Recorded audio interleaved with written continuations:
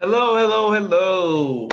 All right, so for this lesson, it states that we are learning to analyze functions in order to understand relationship between quantities. On there, it states that we're going to be identifying the domain, the range of a function from just looking at a verbal description, but also from a table equation. What I'm going to show you right now is mostly from looking at a graph, actually. And then we'll look more into the other stuff as well. There are two activities that were posted. You could go ahead and do those after you're done watching this video. All right, so I'm going to pull up my whiteboard. And you know, when we talk about domain, that refers to the x values, right? And then when we talk about range, that refers, what's it refers? To the y values. And I say y values, really saying the y-axis. Y-axis. I'm going to pull up and draw a simple graph right here. And when we talk about the domain or the range, we talk about the region in which the values of a certain equation or graph is true. Por ejemplo, for example, we're going to talk about,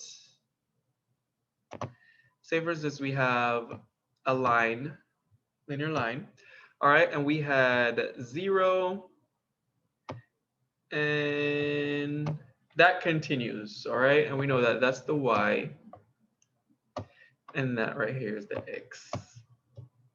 We know that that line continues, all right? That function right here, it continues for forever. So it's I'm gonna ask you what's the region or what's the domain or the range. If I'm gonna talk about the domain for this graph, we know it goes from,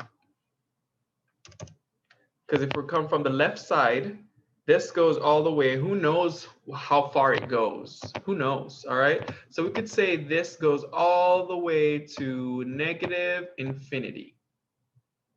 I am trying to write this without my mouse, so please bear with me. And then if we look at the right side of the graph, it's going to continuously keep going. It's going to approach and keep going to positive infinity. So then we know the domain is negative infinity to positive infinity. If we want to look at the range, right? Look at the same thing. Now we're looking at from top to bottom. It's where it's going compared to where it's going to go if it's going vertically up. So we look at that and we say, similarly, if we continuously go down, because the arrows are on the arrows are on that linear line, it's telling me that it's going to continuously go down. So this is a negative infinity as well, and that goes to positive infinity. And this is for a linear function, okay? It will not always be the same if we're dealing with parent functions or just different stepwise functions and stuff, which we will talk about.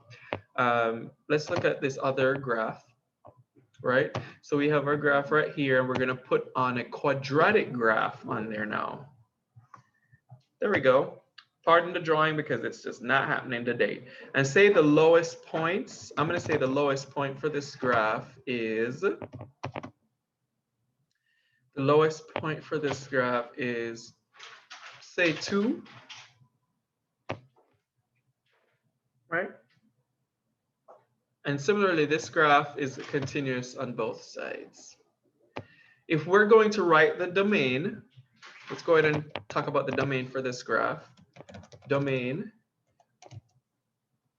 We could say that the domain for this graph, remember domain talks about the x-axis. So this is x. And then this right here is y. And if we're talking about the domain with the x-axis, then we're talking about from this side going to this side. And we realize that the line is going to continuously keep going out, out, out, out, out, and going up. So then we could say this is also negative infinity to positive infinity, right? Now let's look at the range. When we talk about the range, we talk about the y-axis, which is the vertical aspect of this graph. So we're talking about from up here to down here. And we could say for this one, it's going from, and look, keep in mind, I'm putting a bracket because it includes 2. It's going from 2 all the way to positive infinity. And then I put a parentheses. And I put a bracket again because it includes the 2. It goes from 2 all the way up. Realize that it's not in negative infinity to positive infinity. It can be negative infinity because it does not come to the bottom part of this graph. So when we're talking about the domain, just to recap, I'm going to show the success criteria one more time. When we're talking about the domain, we're talking about the range of values that the equation or the graph is true for whatever problem we're trying to solve. When we talk about the, well, that's for both domain and range, all right? And domain, we go across like that, and range, we go up and down, okay? Just want you to play around with this a little bit. Check out those 2 Desmos activities. There's 2 of them right there. Just like always, if you have any questions, you can reach out to me through email. I always have access to that. But please put your comments on here as well. Don't forget to click like, share, and subscribe. It's been real, and I'll see ya.